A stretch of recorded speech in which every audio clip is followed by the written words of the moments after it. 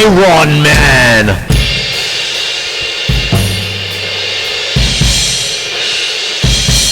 Oh!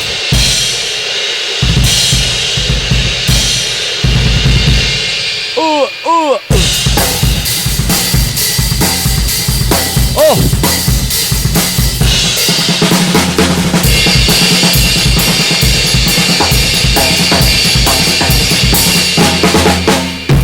Oh, the sounds, I tell you. Hello, my name's Chris Quinlan. Welcome to Melbourne Musos live. And there you go. It's going to be a bit creepy and kooky. There's some strange sounds. I'm calling this one Sounds and Embellishments, you see. A lot to do with Foley. Who knows what Foley is all about? All the coconut and all that, the background things. I love Foley, that kind of business. I love soundtracks, and the thing about soundtracks is that sometimes you can hear the most creepiest and kookiest sounds, but you don't really know they're an embellishment to the film. All that sort of stuff. But imagine if there was no pictures. It'd just be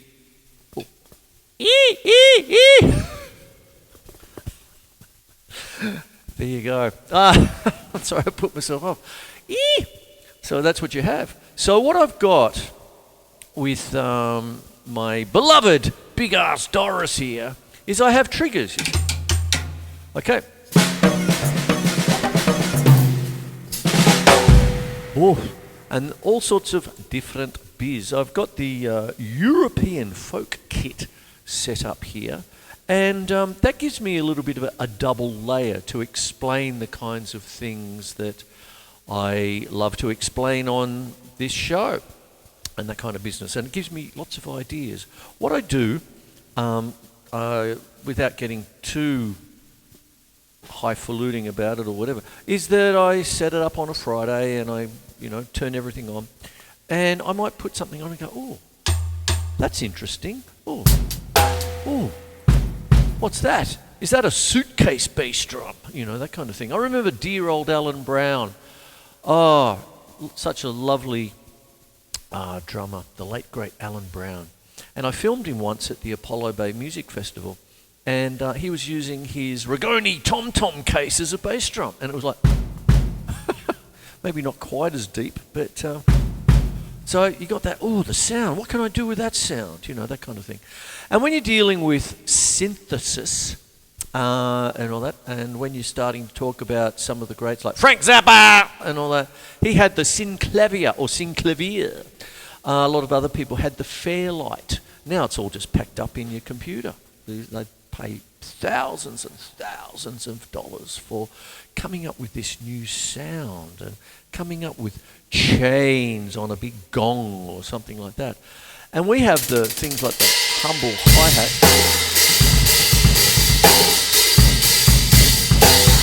Very versatile, which I've talked about.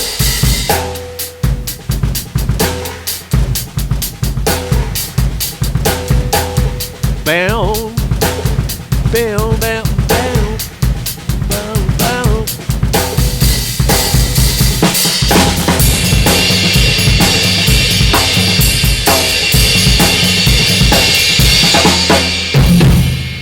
Dun, dun, dun, dun. There you go. And what happens is, I'd like to talk about that. I'm already talking about it. Okay. So what it is one of the simplest things you can do is start up a little bit of a collection of found percussion.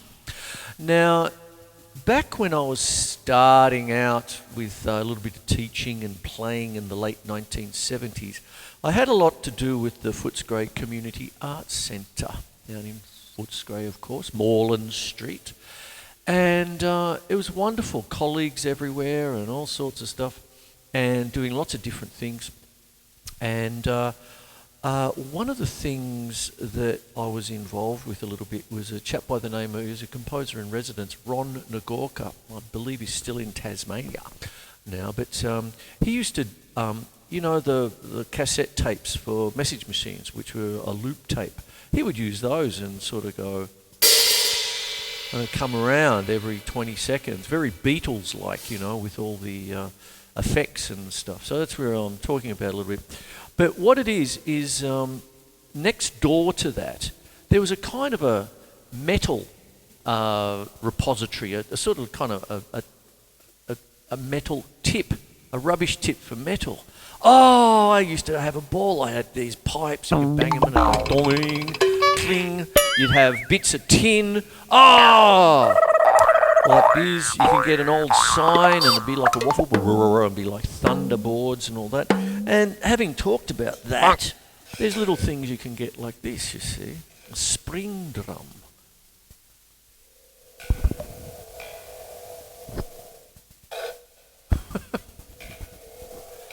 Oh, isn't it weird? Oh, it's wonderful. Found percussion and all sorts of things, and lots of different stuff. Look, the chains, all that. Now, before I sort of go off the deep end, let's actually talk about these kinds of things. One of the things when you're starting to do things like just triggers and things like this, the electronic drum kit is in many a drummer's home and all that, and then all of a sudden there's just explore. You don't have to have it just on drum kit number one. You can explore the sounds in there, some of the great sounds that are out there, and factor them in, that kind of is. So that's what you've got. And when you've got a little thing called ADSR, which I've talked about in the past, and for the purposes of tonight's show, I'm doing a lot of talking, I'll get into playing in a bit. ADSR, attack, decay, sustain and release. So when I take the triggers out, normal drum kit, normal Doris.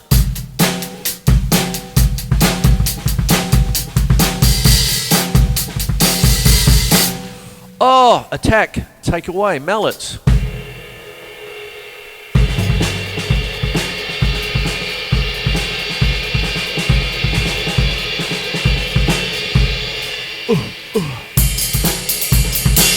Big difference. There you go. Hi-hat, talked about them just the other week. So there you go, put them back in. All of a sudden we have reverb. We have kind of like we've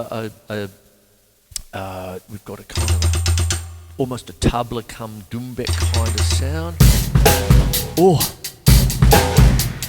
almost like the gated, like the gated reverb down there, but I'm thinking more like a suitcase bass drum.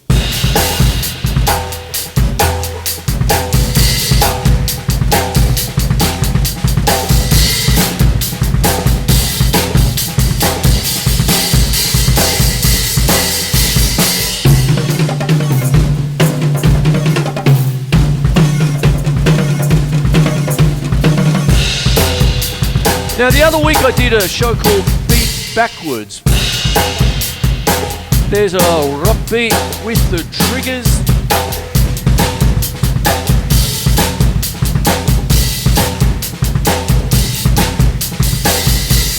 Now, same thing.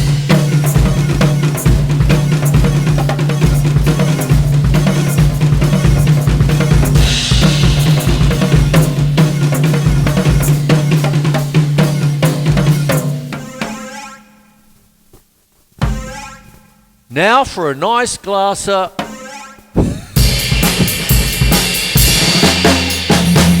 There you go. Right. Now, here we go. This is what I'm talking about. Hey. So what goes on now is that you can do lots of different things. Now I'm going to do a little bit of quoting here. There's a drummer I used to love more in the avant-garde jazz business, Barry Alshall, who's a New York drummer, still with us. Played a lot with Anthony Braxton and Chick Corea when he was a little bit avant-garde. And one of his things was to try and find new sounds out of drums and stuff. So that he's sort of semi-famous for, here's a snare drum, give me 50 sounds. Now, how many sounds you got? You got the sticks, the tip of the sticks. You have mallets, you have brushes, you could have these big-ass broomsticks. When I was doing the Necks, the wonderful Aussie jazz band there, with Tony Buck on drums and all this stuff, you can have brushes, you've got all sorts of things. Do the John Bonham and just play the drums with your hands, that kind of thing. All these sounds, and it all changes. Now, when I'm doing things like this, I'm dealing with the sustain, the reverb. There's a rim shot which brings in the two sounds. Like that. And that starts to...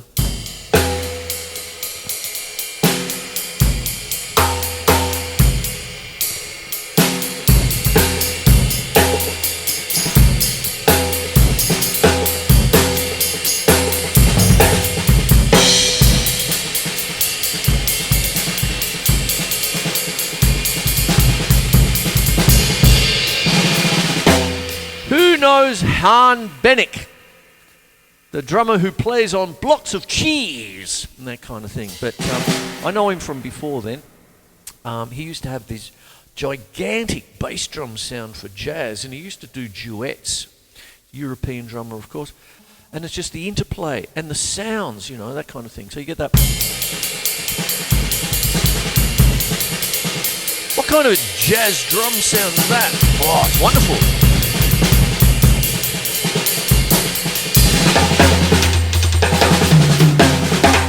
Then, of course...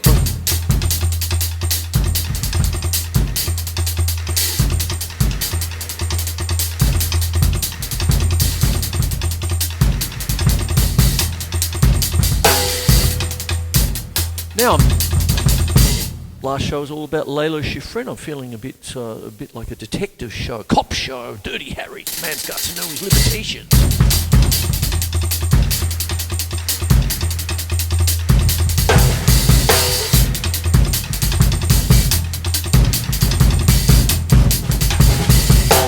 Oh, and you're getting lots of things like that, and it's busy, but you've got a different sound. It's found. You just explore.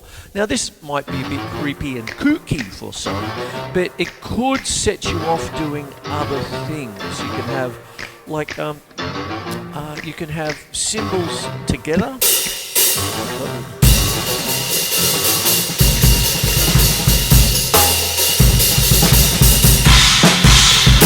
So on. And this is all about sounds, really. And then what happens is you can have a trash stack, all this sort of stuff, and it's wonderful. There you go. Now, getting a bit of a wriggle on, if we go back even further, you can have the mad scientist of classical music, Frank Zappa's favourite composer, Edgar Varese, the mad professor. And then what would happen is he'd come up with all these sounds to the point where he did Poème électronique, which I also have in my vinyl collection. And it's sounds in and out and all that. It was done for the exposition, Paris exhibition in the 50s, I think. And a person would walk through an enclosure, and there were speakers coming out all over the place and stuff. Wonderful business. A chap by the name who's been on the show a long time ago, David Chesworth, would do things like that. Olivier Messiaen would, he was an ornithologist about birds. He was fascinated with bird song, sort of stuff like cheep, cheep, cheep, cheep.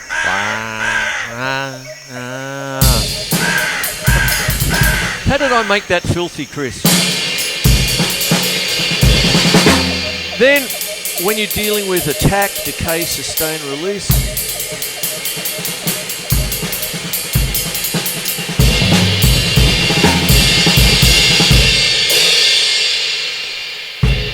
takes away the attack.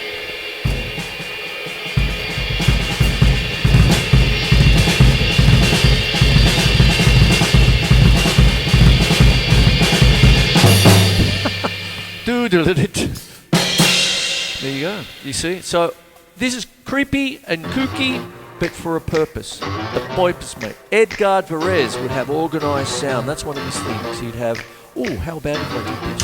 How about if I put it with this? Oh. Bam.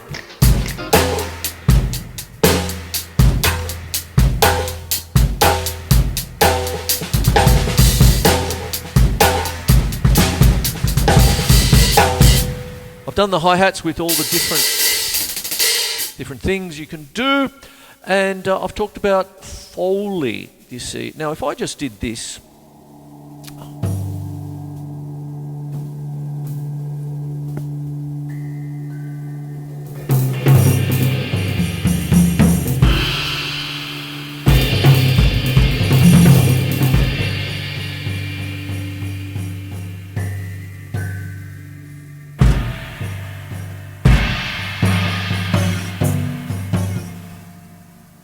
it's random. It would have a purpose in some kind of scary film and stuff. But if I put focus on it like the good old splash hats, like, just keep it like that. They're a little bit flat today. I could mix it around, but I just keep it like that. I like it.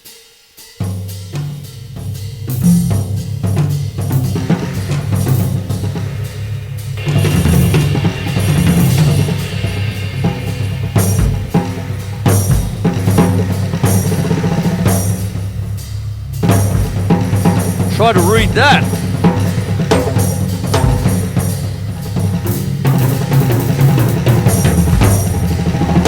This is Shades of Black Page. Edgar Varese's Ionization.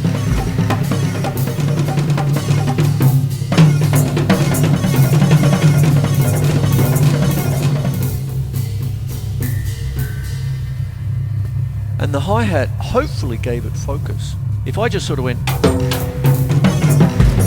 like that, you go, what's this? It's like falling downstairs. But when you've got that going with it, someone's going to ride it out.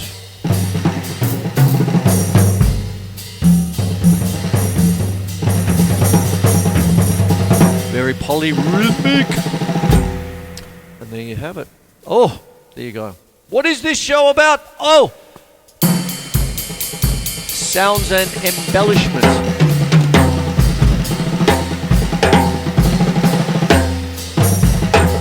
We spend thousands of dollars for sounds that can sound just like the old metal trash cans. But I always remember having so much fun at the Community Arts Centre. Oh, look at this bit of metal. Boing! It's like, there you go. It's fantastic. So I know that this is a bit weird.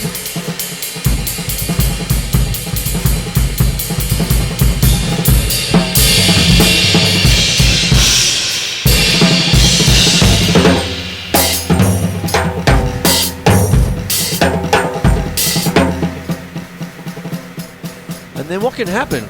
You put it into focus, some kind of focus.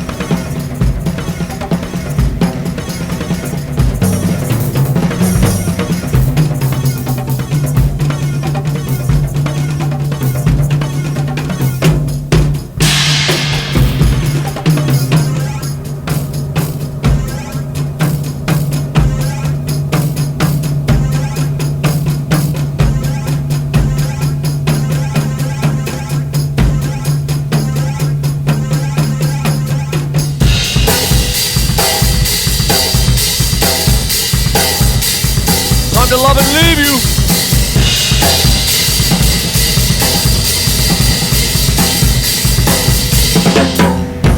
I hope you enjoyed the show. It's creepy and it's kooky. It's all about sounds and embellishments, Foley, doing things with bits of tin. You can find it out in your backyard somewhere. That kind of thing. And just found percussion. And then if you've got an electronic drum kit, explore the crazy sounds, you see. I've talked about people like Dear Alan Brown, R.I.P., suitcase bass drum, or in his case, a tom-tom case bass drum. Sounds like just a suitcase getting flogged. It was terrific. ADSR, attack, decay, sustain, release, work with it. When you're actually mixing and all that, you get to know all about that using the reverb. Hello, all that stuff. A couple of name droppings. Barry Elshul from great New York drummer, bit avant-garde, used to play with Chick Corea, Anthony Braxton. Dave Holland.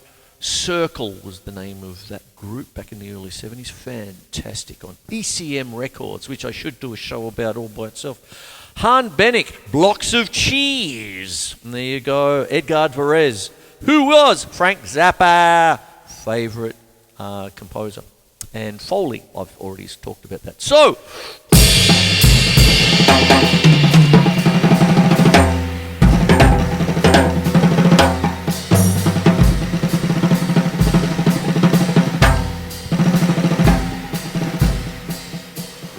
there you go.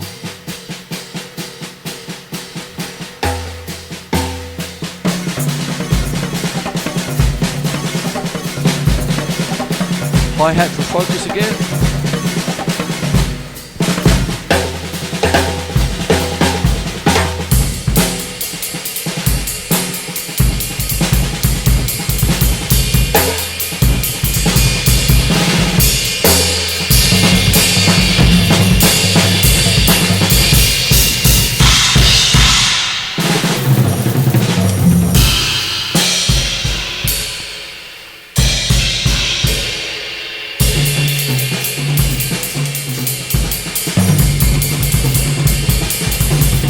I suppose I'm doing a kind of an avant-garde solo there, but in closing off, once again, it's the sounds. I'll just reiterate, it's the sounds that give you, oh, that's interesting, I'll work with that. And next thing,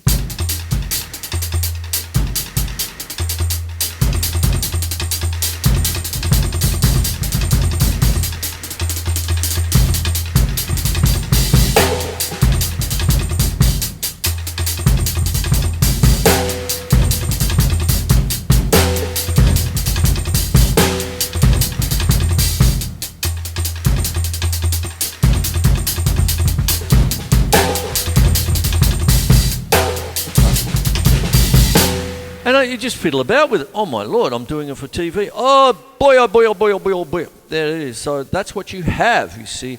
I'm fiddling with the mixed sticking that I've been talking about over the last few episodes. And then I bring in a little pesky rim shot. Right?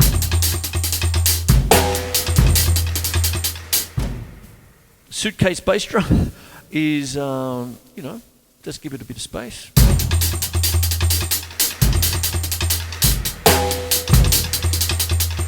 So I've got four things happening, you see. I've got the hi-hat, I've got the rim with the sound, and then I have a rim shot, and then I have the bass drum. So I've got four things I'm playing with, you see. So there it is. I better love and leave you, I suppose. My name is Chris Quinlan. It's a weird-ass show, and it's all about, I keep saying songs, sounds and embellishments. And there you go. So, there's the show. I hope you get something out of name drop people. Go check them out. There you go. So, I'm off to have a nice glass of